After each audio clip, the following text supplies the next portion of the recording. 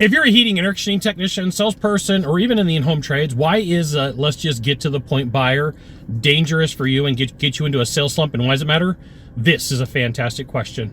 I'm Scott Bell, coming to you live from Haleiwa, Oahu, on a perfect day to talk about sales and business, and a fantastic day to talk about you. Side note, any day that I can come from you from the 808 on any of the islands is a perfect day by default. So there is a buyer out there, and it's the let's just get to the point guy. And about 80% of the time, it is a man, and 20% of the time, it is a woman. And if it is a woman, it's a Karen. I'm just going to give you there's no nice way to say it. It's the truth is, okay? And so, person calls me up and says, hey, Scott, I met with the let's just get to the point guy. And there's a couple of reasons why this person is so dangerous for you.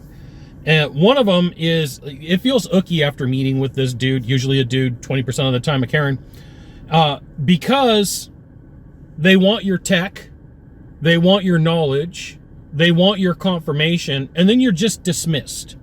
It's one of those things where it's like, what the heck just happened, right? It's beyond transactional. It's one of those things where, I just got taken advantage of, okay? So, and I'm talking, like, I got my $12 whiteboard that I brought from the mainland. If your appointment starts at 8, like at 8:05, they're like, let's just get to the point. I don't want a dog and pony show. I don't need a presentation. I just want a price. Now, there's a couple of reasons for this, okay? 99% of the time, it is not you. 1% of the time, it could be you. Here's what it is. They've got multiple bids. Like, they heard get 3 bids, and they're not really hearing what they want. So they've got 10, 15, 20 bids, and they're tired of talking to people because in their mind, everybody's the same. And at that point, it's going to be a blur, and it's just going to come down to the price. If they're getting that many bids, they're either looking for something specific or they're looking for a low price. Okay. Number 2, they got a friend in the business, and they're just confirming that friend gave them a good deal.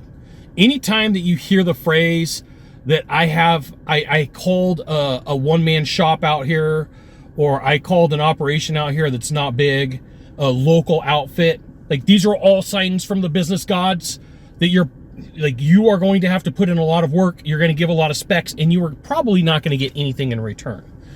It could just very well be that this person is I'm in the contracting business and I just want a price. The problem is that's all they want. That's all they care about. Nothing that you do matters. None of the things that are amazing about your company, not your warranties and guarantees, not your install team, not after the service sale.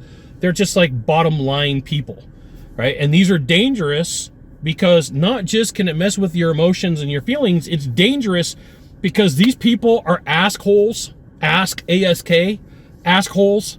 and they also are the first to go to all their friends and family and say, look, I got this deal.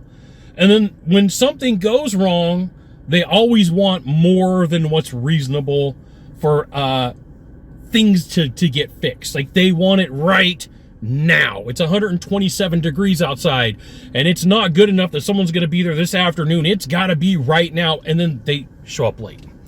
Now, here's the thing. If you want to be good at sales, you want to be better at what you do, you should absolutely join my email publication, HVACtechsecrets.com. I'll give you the goods.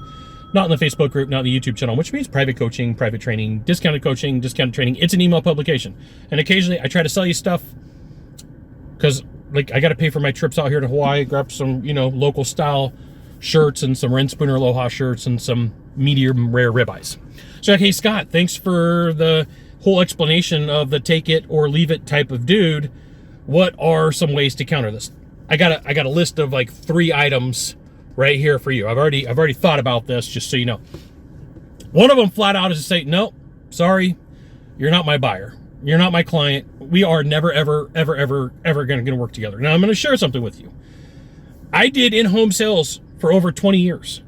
In my entire experience, I never, ever, ever, ever sold this person. No, it was a complete waste of my time. And so, like, if I was in the field today and somebody says, hey, Scott, I don't want a dog and pony show, I'm like, thanks for all the demeaning of what I do. I mean, I only got 25 years of building experience from the time that I got that. I've got a contractor's license. So you just shared with me, we're never, ever going to work together. Thank you. Peace out, Girl Scout. I'm done. Not going to do it, right? And this is just me. You're like, hey, Scott, I fight for every lead. Like, I fight for the leads that make sense to me, not for the people who are going to be a pain in the ass hole like this person, okay? Another option, you've got take it or leave it pricing. Great, more than willing to give you a price, but it's only good while I'm here. And then you're going to get the, it's not fair. I'm like, oh, well, it's not fair that you called me out here in the office, told you it was going to be 60 to 90 minutes, and all of a sudden you don't have the time for me, but you have the time for my expertise, right? I got take it or leave it pricing too. And depending upon how you do your pricing, you could give bottom of their barrel pricing, and if they say, I'm not going to do it, and they're like, I want a bid, I'm like, no, I gave you take it or leave it pricing. I'm out. Oh, I'll never do business with you. Heads up, they were never planning on it anyway, okay? Number 3 on the list, I kind of put these out of order. You can give them strip pricing. If you've got warranties and guarantees, you should have a value associated with those. So if you've got like a 100% money back guarantee, I don't know, that's worth like $500. If you've got a 48-hour service guarantee, it's another $500. If it's a 24-hour service guarantee, that's $1,000. You just start taking stuff out. Like, I'm more than willing to give you 30-day parts, 30-day labor. You can have 10 years on the compressor. You can have 20 years on the heat exchanger. But everything else, I'm going to strip everything out.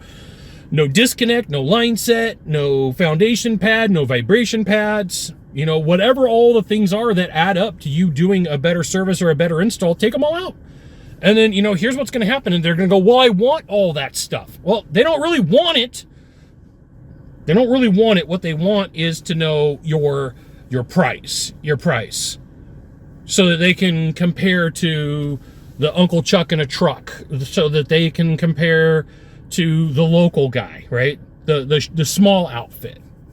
I'm going to share with you this in my mind, just so you know. And if this says, hey, Scott, we'll never hire you, fine. This is the person you walk away from, because I will share with you on a management team. When I was on a management team, there was a group of people that all the managers would go like, okay, we'd read through the notes and we're like, take it or leave it guy. This guy is going to be an a-hole, right? And sure enough, take it or leave it guy, bottom dollar price shopper, chewed through a ton of our time. That was like one of the biggest pain in the side of a large company that we had to deal with. And so if you're like, Scott, that will preclude you from working with my team, great. Like, please take this as a fair warning that short of you not having work, there's way better clients for you to work with. There's way better people for you to do business with. This person will chew through your time, your energy, and your emotions, and you're going to be like, I would pay you to go away. I would pay you to go away. So if you don't want that advice, no problem. Now, this is why you absolutely positively need to work on your breakup conversation. You have to get this down. You have to get used to saying, I'm sorry, based upon our interaction, we're not going to be a good fit. You should go with another company. And then that's it. There's nothing else to say. And then that should, as a salesperson, like realistically, that shouldn't be held against you, right? You're protecting the company. There is, like, if I draw a pie, we're going to do some math today. Math, right? If we draw a pie, there is a small section right here that when you do not do business, that should be celebrated in the office, right? You go to the office and like, hey, Scott, tell me what happened on 123 Apple Street. Ooh, that was not our ideal client. Okay, well, tell me what happened. Got to the door. Okay, dude opens the door. Remember, 80-20. 80% of the time it's a dude, 20% it's Karen. Dude opens the door and is like, I just want a price. Couldn't talk to him, wouldn't let me in the house, wouldn't let me do anything. Like, that's not your buyer. That's not your client. That is Uncle Chuck in a truck. That's their buyer. Let them have it. Let that nightmare happen to them, right? Let them have to deal with the drama and everything that goes along with it. I'm going to give you some insight. I worked for a small outfit at one point for about 3 months, and I couldn't put in any time. And I'll share with you why. Because every time there was a problem, there was never money in the bank account to fix the problem. So when people start saying like, well, I want the best price, I'm like, well, okay, there's a cost to that, not today, but into the future. When that company goes out of business or can't service you. But this person, I'm going to tell you, they don't care. This conversation right here, they don't care about that. So I'm not going to fight them. Like, why should you? Move on to your next call. Call like deuces. Peace out, Girl Scout. I'm done. I don't want no part of this.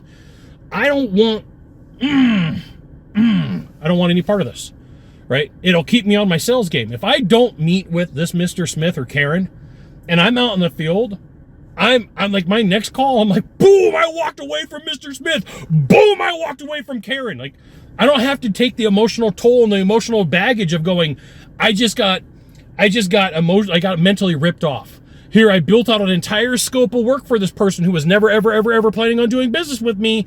And all they did was they went to Chuck or the local outfit and like, here's your price. Right? I would just rather not have the mental overhead. I really would rather not deal with that dude or that chick. Right? If I was out in the field selling today, I would celebrate. Like, I would much rather put up with a call from a sales manager or a business owner going, you should have stuck to that call. Calls are expensive. And I'd say, hey, listen, completely understand. I 100% agree with you. In all other cases, like, this is the kryptonite for almost all salespeople after managing sales teams. Like, hey, where do sales slumps come from? Crappy clients. Because, you know, at the end, you feel like, hey, I just got emotionally ripped off. I just got professionally ripped off. Right? Like, you take a look, if you've been in the field for any amount of significant time, there is value to what you know. You know code. You know sizing. You know distances. You know where things are going to fit, how they're not going to fit, and how to get into access points and not access points. An amateur is going to go in there and go, 10,000. Right? And you're going to go in there and go, 25. And then the person's going to be like, that's crazy money. I can't believe that you're doing this. You're trying to rip me off. I've got Chuck. But go with Chuck. Go with Chuck. I would much rather go home and mix on my turntables. I would much rather spend time role playing. There's a million other things that I want to do than hang out with Mr. Smith or Karen. In this instance, it's like, just give me the freaking price. I don't want a presentation. Like, in your mind, when somebody does that, it's danger mode. They've already got a bid that you're confirming. They already have Chuck in a truck. They don't believe in what you do. They think everything's a commodity. And if you've worked on enough equipment, you've seen enough stuff out in the field, you know that's not true. On the rare occasion, you caused this. On the rare occasion, this was you. Right? You showed up with bad energy. You showed up with bad attitude. You showed up with baggage, and it was caused by you. 99% of the time, this buyer right here is not the one that you want. Let your competition have them. Right? They can, like, here, go see XYZ company. Go see ABC company. And then you're going to get the guilt trip on the way out. Hey, I'm sorry. Just based upon our interaction, we're not going to be a good fit. You should go find another company. Well, I'm a customer. I'm a paying client, and you have to give me a bid. Like, no, I don't. All right? At the end of the day, we are not the company for you. That's it. Thanks for having me out. Well, I want to call and talk to your manager. I think you should. I absolutely think you should. But I would preempt, hey, just went out and met with Mr. Smith on 12 Apple Street. You do not want this client. Okay, cool. Now, here's the thing. This happens once-ish a month. This happens twice-ish a month if you're running a ton of calls. If you're getting this all the time, it's you. If you're getting this a lot, you're the problem. If you're getting this consistently, you've got a bad attitude, you're showing up late, you're doing something that's triggering it, that requires you to get right along. That requires you to have somebody come work with you and have the conversation. You're like, Scott, this is a long freaking video. Yeah, I want to help prevent you from going into a sales slump. I want to help you from, like, why am I not closing deals? So I'd rather take 14, 15 minutes of video time for you to not deal with Mr. Smith or Karen, and be able to go, hey, I'm sorry, we're not a good fit. I think that you should call a different company. Based upon our interaction, we will not ever work together. I'm going to call your manager. I think you should. I'm going to leave a bad review. Okay. Right? Like, you're not going to hold me hostage because you're a bad client. Okay. I think you should. What are you going to say? Hey, somebody came out here and I demanded that they gave me a presentation or give me a price without a presentation. Sorry, dude. Prescription without diagnosis is massive malpractice. In the trades, I promise you will lose on this deal. It'll be that you lost on labor today, or it'll be you lost on psychic issues later on down the road from them being a pain in your side and a thorn in your side, or the combination of two of them. There you go. Avoid the let's get to the price guy or girl. I know that it's a different opinion than most people in the industry. Let somebody else have them. 99.9% of the time, they are a nightmare. They are a Mr. Smith or a Karen. Let them go. Let them go. It's a fight that I don't want. That's a garbage person. I'm just going to say it. I'm going to say the unpopular thing. I'll be the dude that throws a turd in the punch bowl. That's me.